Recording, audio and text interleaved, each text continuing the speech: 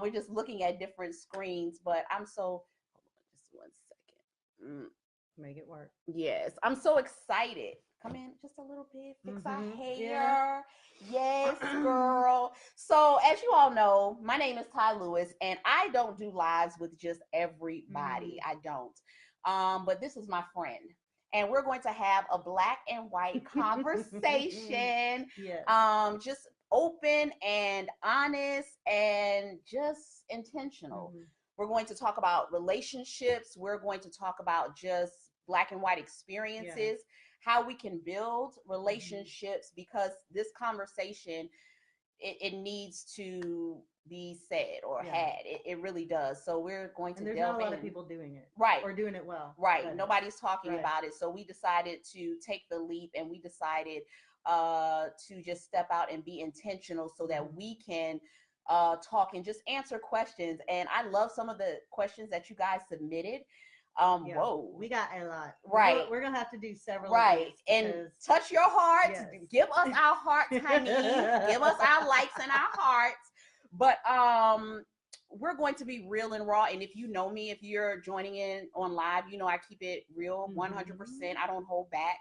I say what I mean, and I mean what I say. And we're going to be open and honest. So share, make sure you share, hit the share button, and invite your friends. This is a black and white conversation, real, raw, and relevant. Yes. And all right, you want to talk about how we met? We met through our church. Yes. Probably what, 4 or 5 years ago? Yeah. When you were walking through the Oval saying hello to everybody. Right. And you came and said hello to me. Yes, as always. Yes. And we just kind of, I mean, we really hung out from that point on. Yeah. I think. One thing that I love about Susan is just like she's real. I saw a lot of me in her. She says whatever. She does not play, and she just keeps it real. So we clicked instantly. Just going to each other's house. Yes. Hanging out at the Lecrae concert. Yes. Just, I mean, we click and just we have so much fun together. And again, she's just so real. And I love the thing that I love about her the most is that she's open to having these conversations. And if you're joining in on my end, Susan has a black son, so she's going to talk about this process. And I'm again honest, so I go to, well, I'm not gonna call my church, but I go to a church. If you know me, you know what church. And one of the things that stood out to me the most was seeing a lot of white families, and they had black children. Yeah. So I was in shock. And I was just like, why? And I'm keeping it real. Okay. Yeah. So if you're on Susan's broadcast and you don't know me, my bad. But I was like, why do all these white people have these black kids? Right. And I was like, what are y'all doing with our children? Yes. So when I hooked up with Susan, I just saw the intentionality and how she raised her son, and she's going to talk about that. And it wasn't just I have this black child, it's I have a black child, and I'm intentional about raising this black child. She takes him and just immerses him in black culture. So they go to a black barber shop, they have black friends. So when you're around Susan, like, I'm not her plus one. I'll tell anybody, like, if you have me as a black friend, I am not your token black friend. I'm not your plus one. If I'm your girl, I'm your girl. I'm not the one y'all want to introduce at the barbecue. Like, this is my only black friend. Nah, that ain't me. So I just loved her intentionality. But anyway, tell us about Amos. I think that's good. I mean, we were called to adopt, oh gosh, it's been like 6 years ago, and wanted to do a domestic adoption, and it just didn't work out.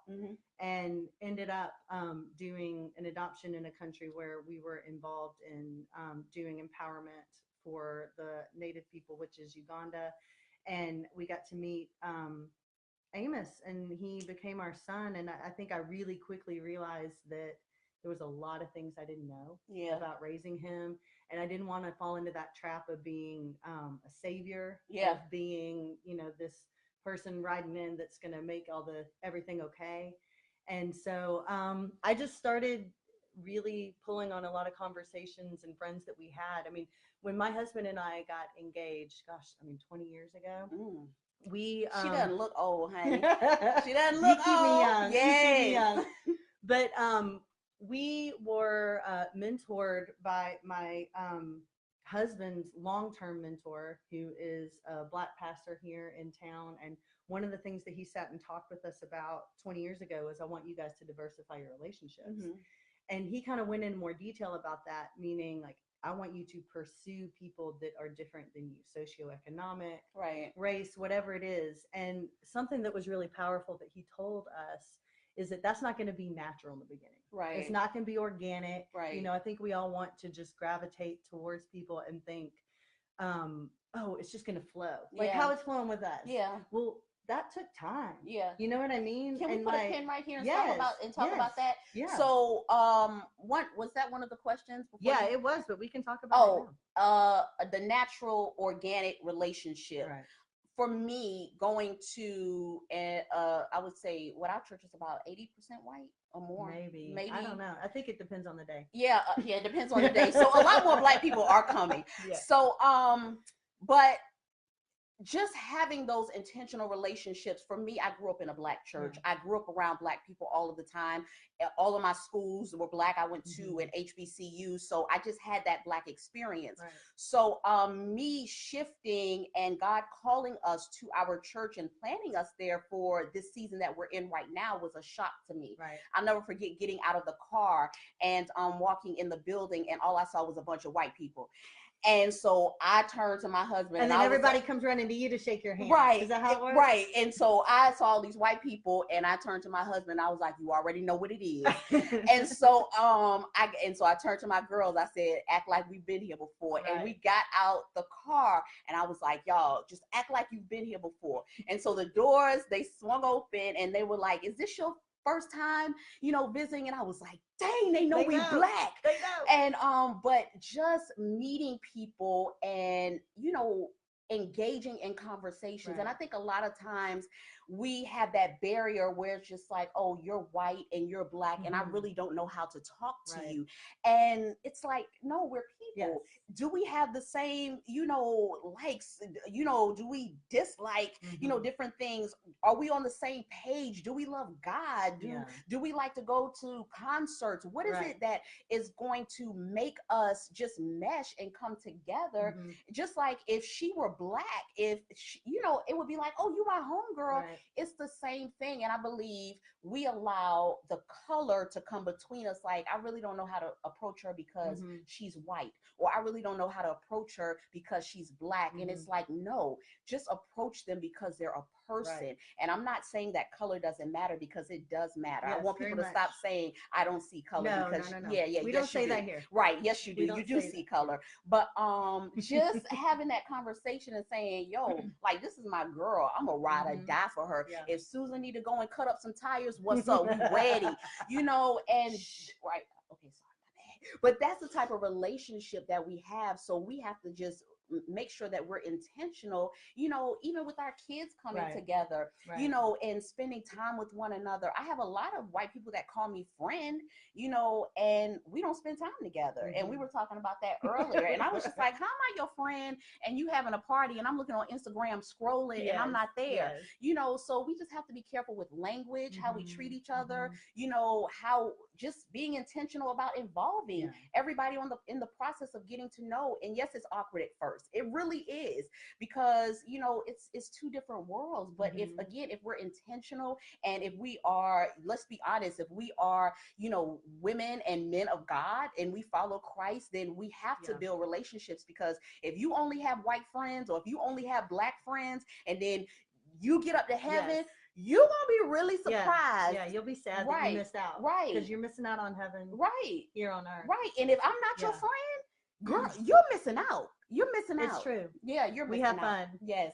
But we pursued those relationships, and it was, at first, you feel like, oh, I'm inviting someone over. What's it going to be like? But it becomes more and more natural. Right. And you learn a rhythm to relationship. Right. Like you would with anybody else. And so we were really thankful that by the time Amos joined our family, we had just such a depth of wisdom in our friends that we could pull from and learn from and value. And so from day one, I mean, I remember being at the airport picking up Josh and Amos as they were pulling in, and there was like, I don't know, 100 people came to welcome them home. It was incredible.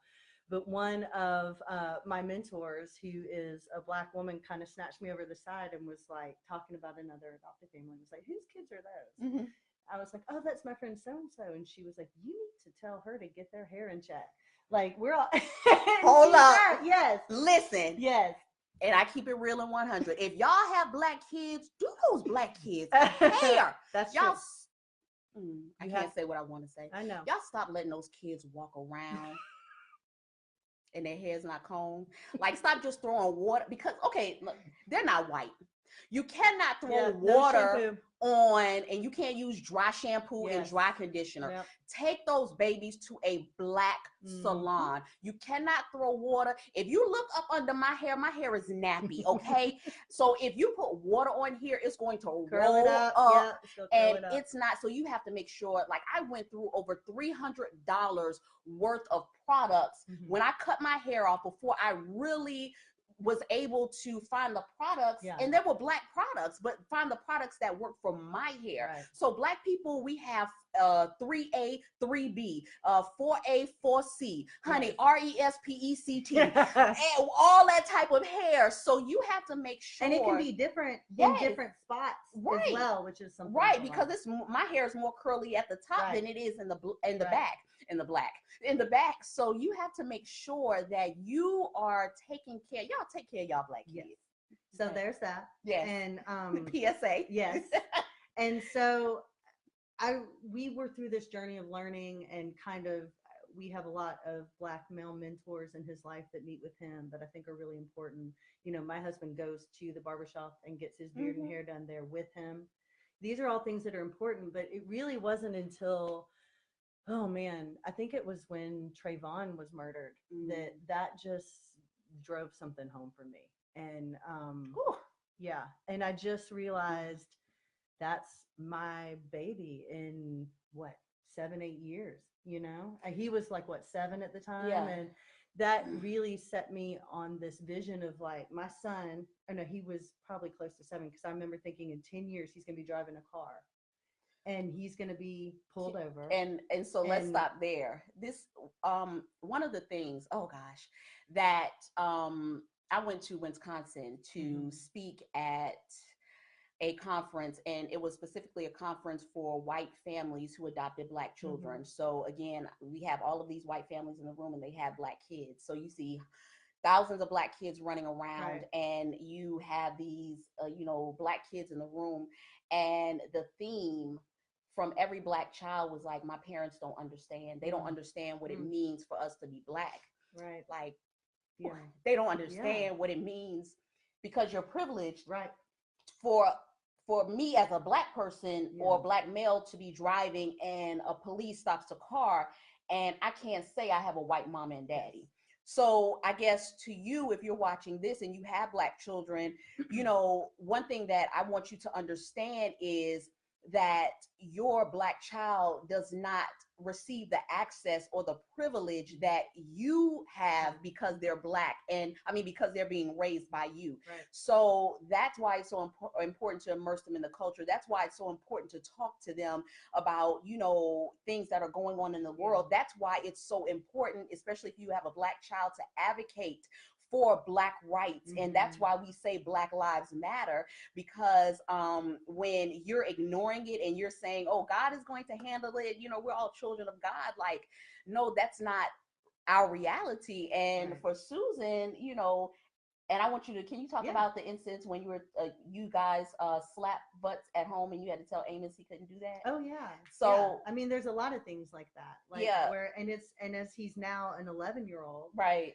I mean, about to be 11-year-old this year, young man. Right. There's even more and more of those types of conversations we're having to have him. But I mean, my kids like to run around and pop each other on the rear end, and that's one of the things we've had to really cut out for him. Is that you as a Black young man in this world, you can't do that. Right. You can't do that because it's different. And I'm sad and I hate that that's the fact, but it's different, And there's been a lot of those sorts of things that I've had to learn. And the first step was to kind of go through a reconciliation circle, right, sitting with people of a lot of different backgrounds, and talk about these things, and reading a ton of books, and listening to a ton of podcasts, and trying to really learn history that as a white person growing up here, I didn't know my country's history.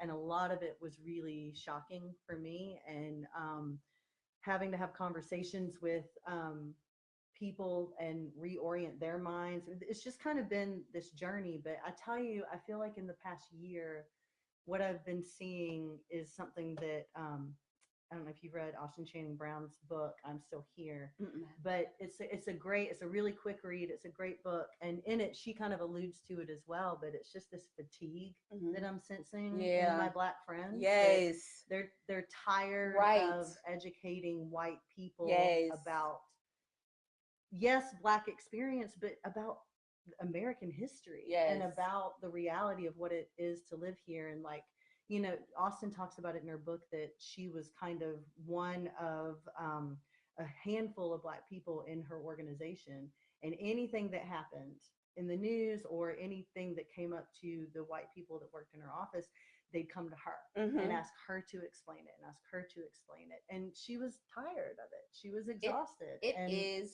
I think, the end of last year, because you're seeing more and more Black males die, especially at the hands of cops, and people are saying, well, I don't understand, like, why are you guys in such an uproar? And it's just like, you see the increase, you see white males or, being, arrested by cops, and they're taking off, and they've killed hundreds of people. And it's like, oh, I'm going to take you peacefully, and I'm going to get you Burger King, and you're arrested and you're fine. But our Black men have to die.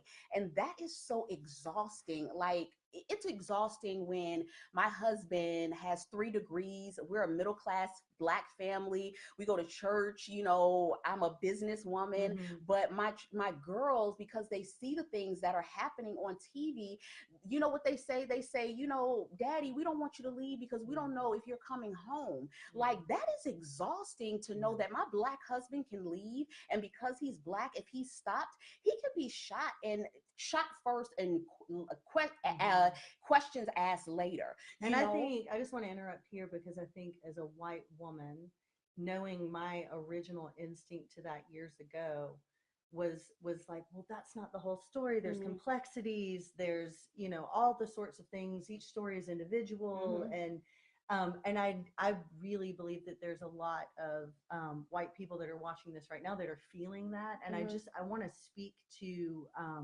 that feeling right now and tell you, yes, there are complexities to each story, and there different things happen. And I think I want to make clear too, Ty is not saying that she's against our police officers or our military or any of that kind I want of stuff. you to do your job. Not at all. But I want you to stop killing us. Yeah, and so, but that's I think we need to make that clear, because I feel like there's a lot of white people that hear things like Black Lives Matter or Stop Killing Us, and they take it to this other side, thinking, well, that person hates people that are sacrificing their lives to protect us. And that's not the case. That's not what we're saying. That's not the case. So when we say Black Lives Matter, we're saying, think about us, just in simple terms for a little child to understand. Think about us. Think about our life. Our life matters. Like, you can't possibly keep clicking the TV and not have empathy, sympathy for us, and saying, dang, like, what is really going on? There are a lot of, like, I don't know the numbers from last year,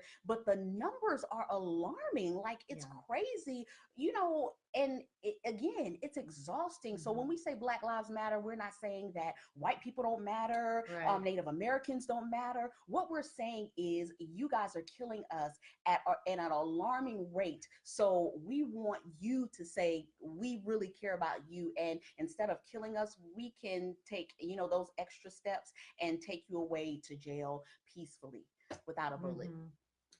So I think a lot of being able to understand what she's saying is knowing history.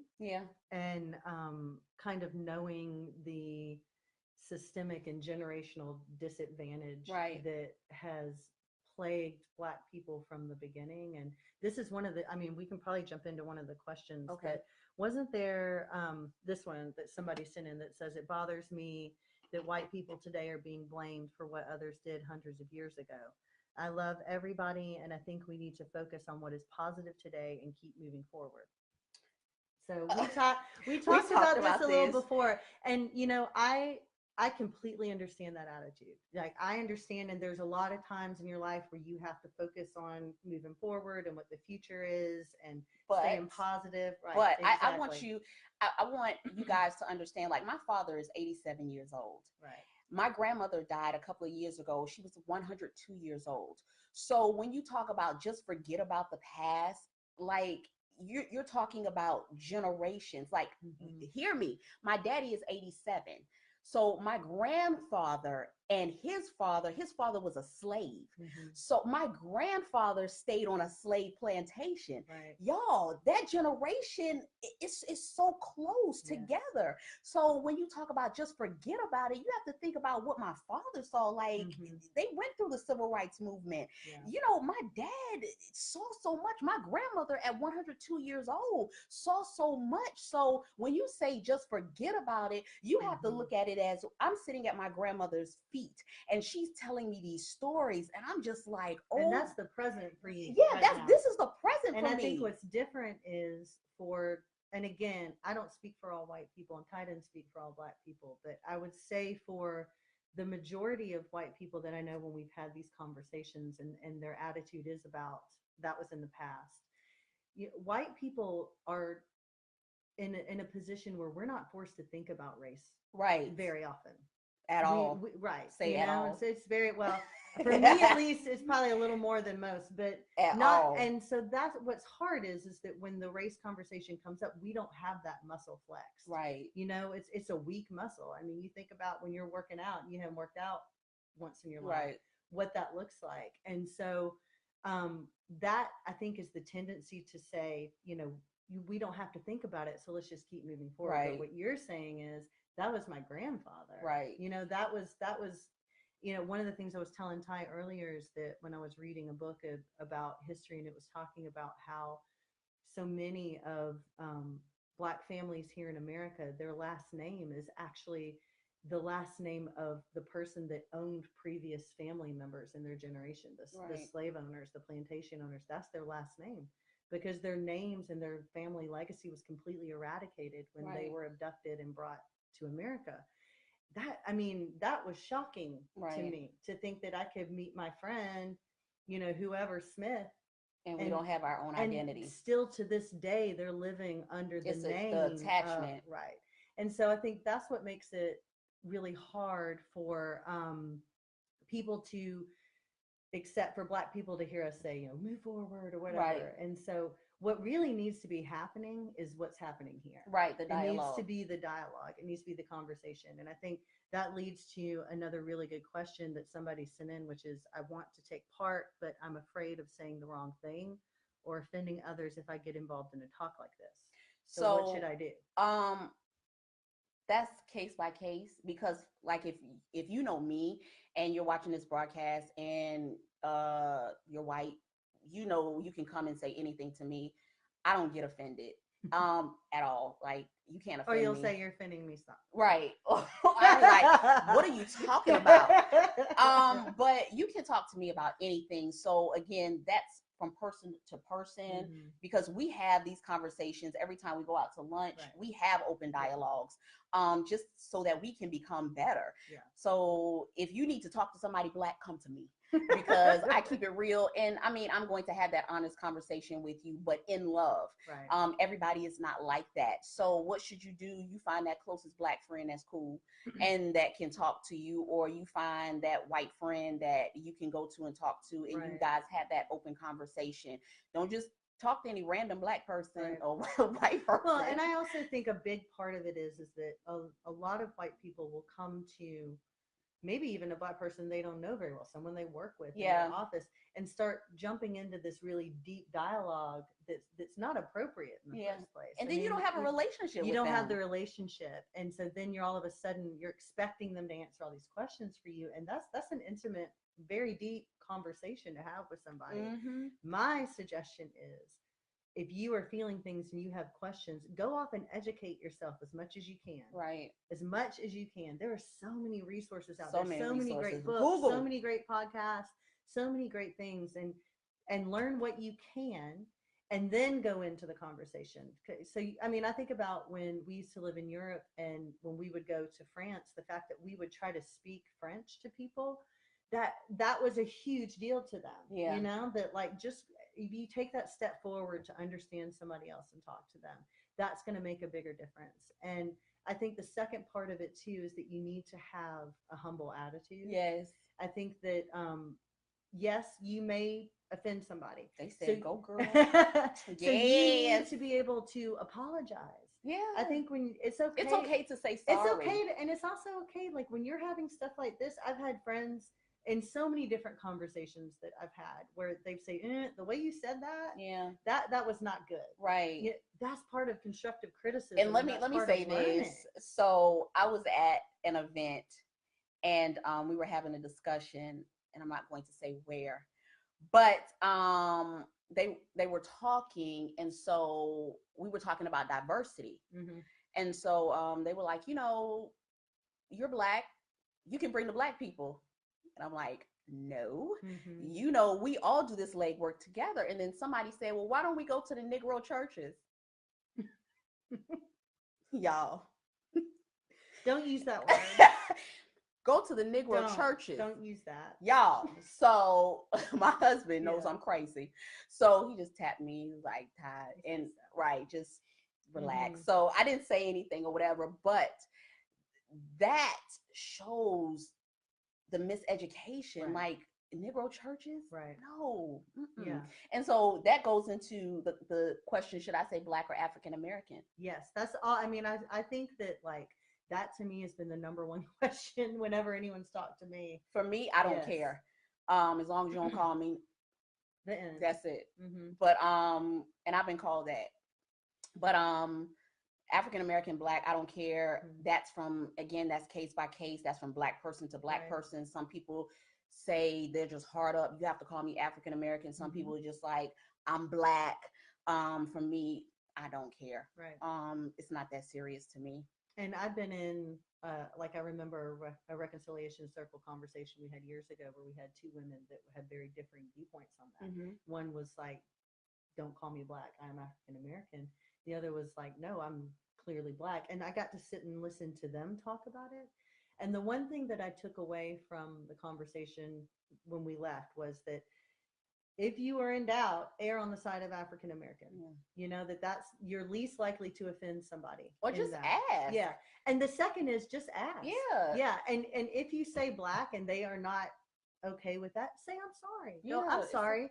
And remember, from that point on, I'm going to always use African American when I'm talking with whoever it is. Yeah.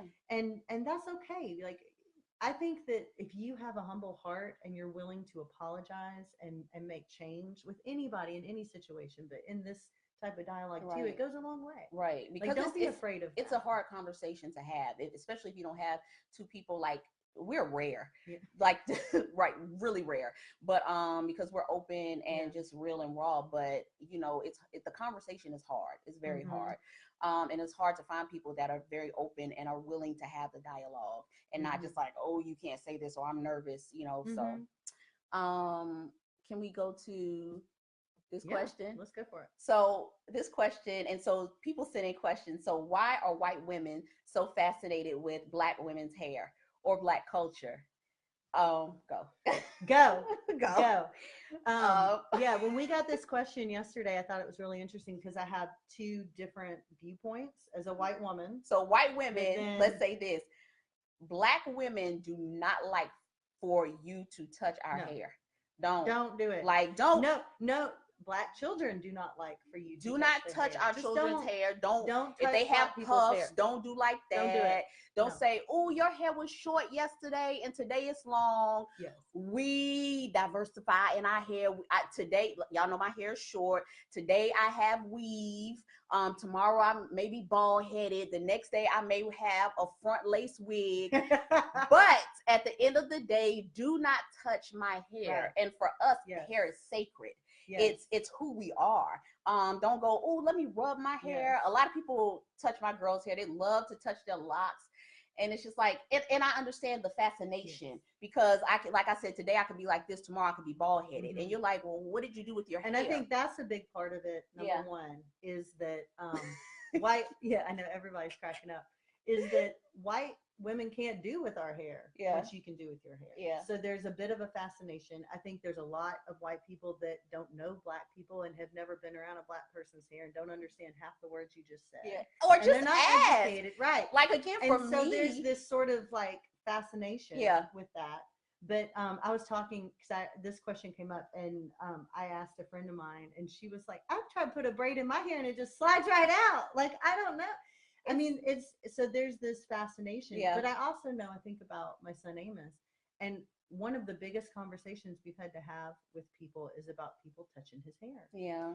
And every single time, I mean, he's cried at the, I mean, people, I remember my 7, 8-year-old son crying at the dinner table because people won't quit touching his hair. And when we talk to the parents, their answer is, but yeah, he's fascinated. He's never touched it. He doesn't know. He's learning. Okay. But it really is. It makes us feel like pets. Well, that's it. I was going to say it's inappropriate for you to think that my son is an opportunity for your child to learn something, no matter what it is. Hair, but I think there's the second part that white people, we don't view our hair in the same way. That, like you talked about, the crown of beauty. There's a lot that goes into just even history, like how things are expressed. Like, it's adorned. When a black woman gets some weave, yes, honey, you can't tell me nothing in this. Yes. I'm gonna swing this hair. I'm gonna put it all over. But Susan is not gonna touch my weave. But honey, I'm just like, girl, yes. And I'm talking. It makes us feel beautiful. It is our thing, hair and eyebrows. But just again, for me, if you say, Ty, can I touch your hair? Or I like this, I'll say yes, because I'm not like that. That's an incredibly intimate thing. Right. That's so intimate. And like, my husband pulls my hair. Yes, yes. And again, I think coming in, okay, we're going to move right on, because this is a daytime conversation. You are a fool. And so we have to realize that there's a lack of respect that's happening there. And I think, coming in and asking intimate questions, coming in and touching someone physically, that those are crossing boundaries that are not appropriate. Right. And number one, why do you assume that's okay? Right. I think that's something that you need to understand. And I really didn't fully get it until I started seeing it with my son. I mean, and what's hard is, and I'm still trying to find words to explain this. I'll probably talk about it at some other point as I'm working on it. But that there is this aspect within white culture of the do-gooder, of the helper, of the, I've heard it called white savior. I've heard it called, whatever it is. And, I hate using semantical terms because I feel like you can alienate people in certain ways. But part of that is there's this, you think, but I love everybody. Right. But I love this child whose hair I'm touching. And so at the same time, I'm loving them, but I'm also disrespecting them. And I have not taken the time to get to know and understand. And so for me, a conversation, we were talking about this earlier, is that I've educated myself on what it took for Ty to have her hair look like this. So I can come in and have a conversation with her and say, so how long were you in the chair? 6 hours for this. How many packs did that? I mean, I can sit and that's how I can have the conversation with her. And again, it is my responsibility to educate myself, to have an intellectual conversation with you about it, and not just be like, let me touch your hair to learn something from myself. Right. So, all right. Let's do this one. Okay. Do white women deem black women as competition? If so, why and in what way? Yes. So for me, I'm probably not the most representative person of this, because I really have always tried to discipline myself to not look at any woman as competition for me. I don't view a black woman as competition. I mean, there's been many a time that a Black woman has schooled me in a lot of different things. So there was competition in that sense. But I don't think there's a natural competition. Now, I mean, I think this feeds into the other conversation, the other question. What was it about? Like, have you ever wished you were Black? Or is there one thing that is naturally afforded to only Black women? What would that be? I think those are all kind of coming from the same place. Because, I mean, I'm not naive to the fact that I have seen, I mean, you've got women, white women with cornrows over here, and then you've got like Rachel Dolezal over here, who clearly is commandeering all those things, you know, commandeering from Black culture, right, all the things that she wants for herself to make her own.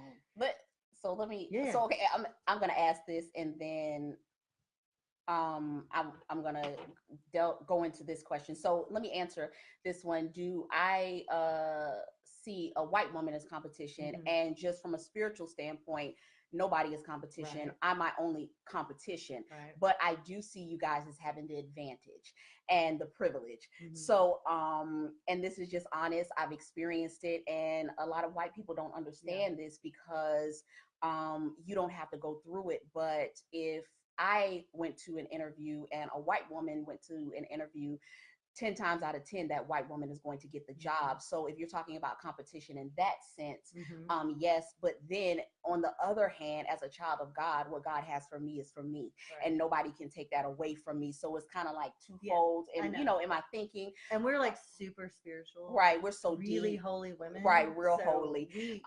But so it's hard, you know, but advantage, yes. Privilege, yes.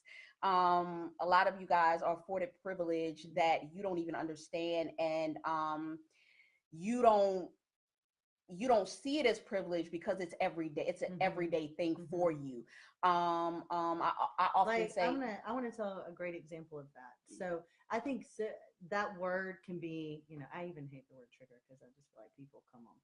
But that word white privilege can trigger things in people because of maybe some way someone has explained it to you before.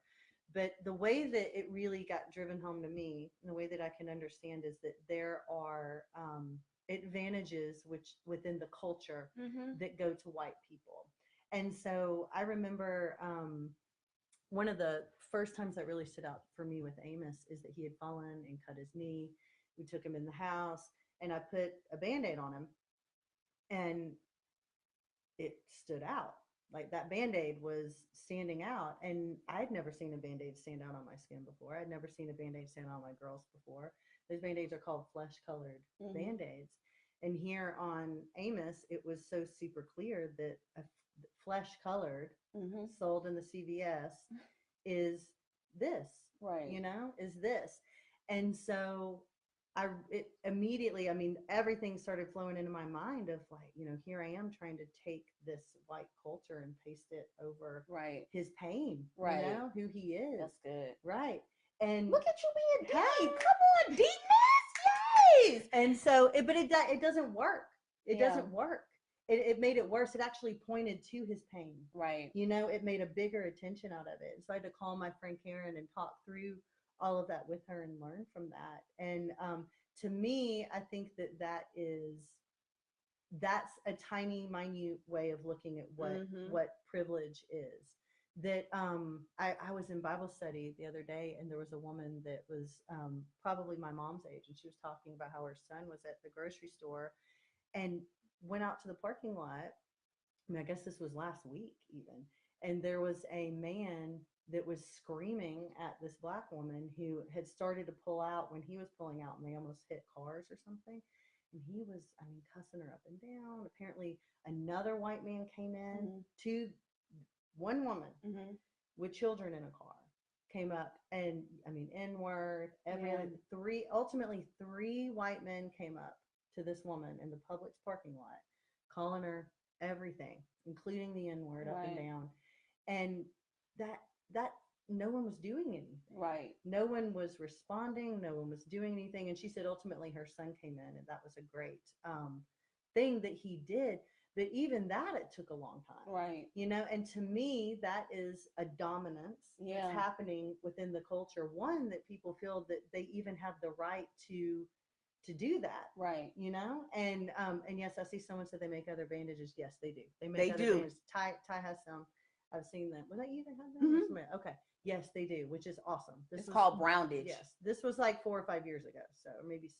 So anyway, that is just something that I feel like, turn the tables. If that had been 3 black men yelling those things at a white woman, baby. Right. The response, another hashtag. Yeah, exactly. And so I think that's more of what we're talking about when we say that. This is good, I think. Oh, I want to ask this question. Why is it that you accept our culture, music, dance, hair, but you reject us? I think that's a really good question. So you want everything that deals with Black culture separate from the Black person. I mean, isn't that what the whole movie Get Out was about? Yeah. I mean, if you haven't seen that movie, I think that's a really great. White people go watch Get Out. Yes, and it is a quote unquote horror film, but it's really the messages. Yes, the message is so much deeper than that, and really plays to this idea of white people taking all these things that are beautiful and valuable in their eyes in Black culture and taking it and making it their own. Right. And I mean, there's a lot that can be said about that. I mean, I think that there is a view of that I can go and take the things that I want, and I think that feeds back into touching someone's hair. Yeah, that feeds back into this idea. It's a disrespect of what is unique. And I also feel like, as I've talked with some people about that kind of thing, it feeds into that lie that color blindness, that we're all the same. Right. And I just want to say that is absolutely not good. Oh, my husband just said white people like their own culture because they don't identify as Please white. Stop texting us. He's like, you're ignoring me. You got to say this. What did he say? But he said that white people, what was it? White. I don't know. I'll have to pull it up later. But because white people don't have their own culture.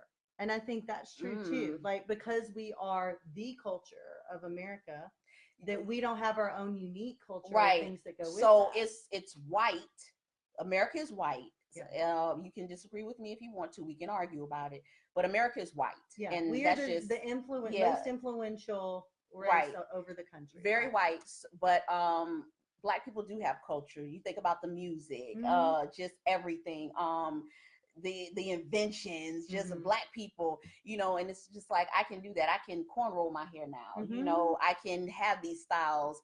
I can get a big booty, I can do lip injections like Kylie Jenner. I can do all of that, but it's just like, but I'm not Black. So I still don't like Black people. I like what you Black guys are doing. Like, I love that you running that basketball down the court. I love that you running that football. I like that base. Right down the field, but that is good enough for us. As long as you're on the field, as long as you're on the court, as long as you're singing, that is amazing. But other than that, we don't need you. Can we talk about this? Like, going to a white church, and this is a conversation that I have amongst my peers, and we talk about going to a white church, and you have a good number of Black people in your flock, and you think diversity is putting 2 people on the stage singing, and you saying we diverse. What is that about? I think that is trying to represent, feeling like that if someone comes to the church and they see someone that looks like them, they're more likely to come back. That's what I believe the answer would be. What do y'all say? Let's see. As long as we're entertaining. I think that's from the last one. Okay, so and again, I have these conversations because when I go to a church, I want to see diversity. I don't want just to see Black people on stage. I want to see you in every area on the board. Excuse me, if you're on the board, you're leading ministries. I want to see somebody that looks like me. And again, not just in entertainment, because we can entertain you all day. You can come to my house and I'll entertain you. But I don't want to feel like we're being used just for entertainment, but we can be used in leadership positions, you know. And I think for Black people, especially those who attend a white church, and somebody on here may say, well, why are you going to a white church? Why don't you go to a Black church? And for me, I always follow God. And because we're super smart. Right, because we're super deep. Yeah. But wherever God calls me and my family, that is where we're going for the season that he calls us in. When he releases us, because I'm there for a reason. So when he releases us, that is when we move. But I'm in the places that I am because I'm following the voice of God. So, and it could be to say, hey, you know what, speak up. We need more diversity. You know, I need to see more Black people. Or, and even though this is a Black and white conversation, I want to see Native Americans, Hispanics, all that stuff like that. But, more so, I do want to see Black people. Diversity means in all areas of an organization having different races. That is correct. Yes. Yep.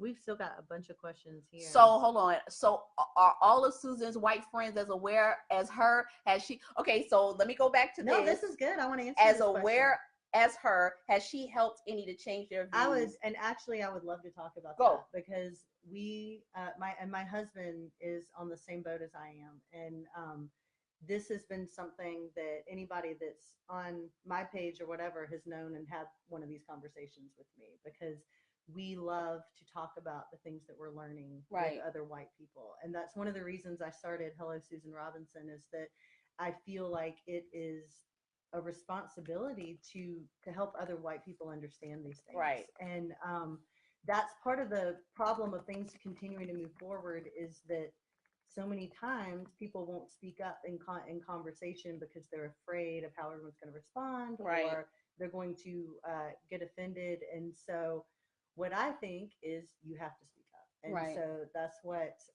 I've been trying to do. There's actually, like, as I'm thinking about this stuff, you know, we're actually talking about doing a podcast down the road and a couple different things. And there, I can think of like 5 friends off the top of my head right now that I would love to interview about their own process of things that we've gotten to talk about, and they become more aware, gone off and educated themselves, and then they're talking with other people. For me, I don't know anybody as woke as Susan, like for white people. I don't. And that's why I roll with her. It's just, it is what it is. She's marching. She's all about Black Lives Matter. She's about rights. She's about just making sure, she's about diversity, everything. Personally, me, I don't know anybody as woke with her. But part of that, she is Ashley. She can come to the cookout. Thank you. You know, and you should meet her. I love the cookout. You should meet her husband, Josh. Josh He's not fine. Josh not white. Josh is black. He not white. He just looks white. You just think that. You just think that. Okay. All right, this is good. How do you make sure you're not overcompensating when interacting with other races? What makes the other race feel uncomfortable, like you're doing the most? Okay, so for me, like when you're talking to me, if you're white, of course, don't come to me trying to act Black. Look at Josh. Josh said breach. So don't come to me thinking that you have to act a certain way, because I'm going to pick up on your spirit and I'm going to give you the side eye. I don't need you to act Black. Like, I have my Black friends, and I don't need you to do that. I want you to be white. I want to love you where you are and for who you are. So I don't need you to come to me. Like, I was getting my nails done, and the Korean guy was like, what's up, girl? How you doing? And I was looking at him like, what are you talking about? You know, don't do that to me, because that's not how you talk. That's not how you talk to your people. Be who you are, you know. So I'm going to be me. I'm not going to change. Now, if I need something and I need to call corporate, I'm going to change my voice, like, hello. And so if you are on here, my name is Takesha. In a white world, Takesha does not fly. So I had to shorten my name to Ty. Yes. And that's another conversation for another day. I have another friend named Tadashi that had to do the exact same thing when he was selling cars, and he would answer the phone he was in Texas selling cars, and he would say, this is Toyota, Tadashi speaking, and people would ask for someone else, or they would hang up. And he's changed it and started saying Ted. He's like, this is Ted Anderson. How can I help you? And his stuff went through the roof. He said he like started selling cars left and right. Listen, I can white it up. Let me tell you, one of my white girlfriends, she taught me this. White women know how to write letters.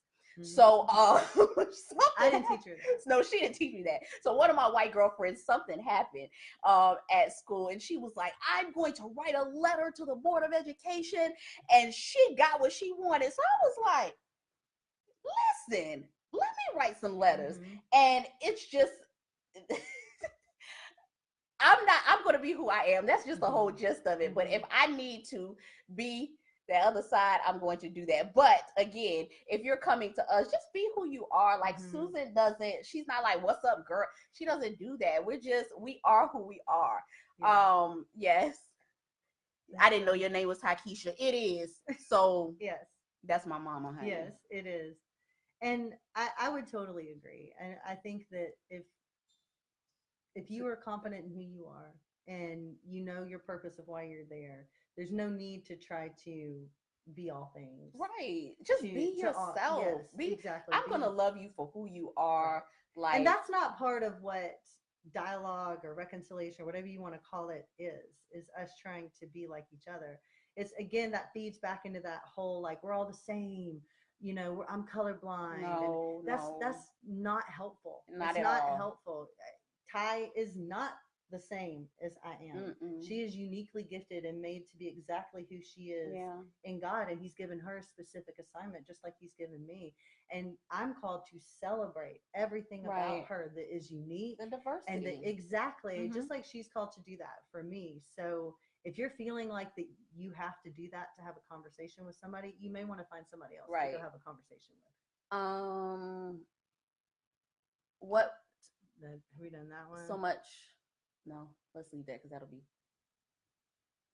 let's leave that. Okay. Let's do this. Okay. So last question before we log off. What Ty wishes white people knew? Did you write that? No, of course not. Oh. Or I already know what you wish white people would. What? Okay, let's do Susan. Susan, what do you wish Black people knew? Well, that's pretty open-ended. I don't know. I mean, I think that I wish they knew that most white people are not like the crazy white people that you see on TV that are doing all the crazy things. I think the loudest people are the smallest amount of people. Right. Most white people that I talk to, and again, I'm just saying most, they want to have dialogue. They want to have unity. They want to understand. And that's most. But I think, again, as we've seen from some of these questions and what people are saying, they're afraid. Yeah. They are intimidated. Right. They don't have the words to say. And that goes back to them needing to educate themselves. Right. And I think that if another thing that I would love for our Black friends to hear is that instead of answering a white person's question, if they come to you and ask for a question, I almost feel like that's enabling a little bit. Like, yes, answer it as you want to have a dialogue, but point them towards a way that they can teach themselves, that they can take action on themselves. That, like, if I sit down and I read an entire book versus Ty tells me something, it's different. I have to own the responsibility and the learning. And I think that that's really important. Yeah. I think that for white people, we live in a really different mentality than the Black community does because white people view themselves as individuals. Yeah. Like, it just individually, everything I do has nothing to do with anybody else in the room. Where Black people is communal. Yes. It's family, and a tribe. Like the way that one of my friends explained it to me is like, if I walk into a room as a Black person, I first notice every other Black person that's in the room. And number two, if any of those Black people start acting up in that room, I immediately become nervous because I'm just as responsible as they are because we are connected. Right. There's this connectivity that happens. That is not the same for white people. White people do not think that way. Yeah. At least most do not think that way. And so that's why I think when we have a lot of conversations, particularly around things like the murder of Black men and things like that, that white people are coming at it from a really different view of saying that's an individual person. Yeah. That they did this, that, and that's why this happened. Instead of being able to understand from the Black perspective of, that's a part of my community. Right. All Black men, yes, are experiencing this. Right. So that's my family. Right. And I think that really affects a lot of the conversation too. What I wish white people knew, I